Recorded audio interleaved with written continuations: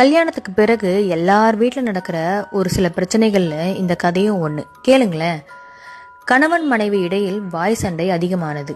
பிரச்சனையில் கணவன், உன்னை ஏன் கல்யாணம் செய்தேன், நீ வந்ததால் என் வாழ்க்கையே நாசமாய் போய்விட்டது, நிம்மதியே இல்லை, நீ எங்கேயாவது போய் தொலைந்து விடு என்று கோபத்தில் கூறி வெளியில் சென்று விட்டான்.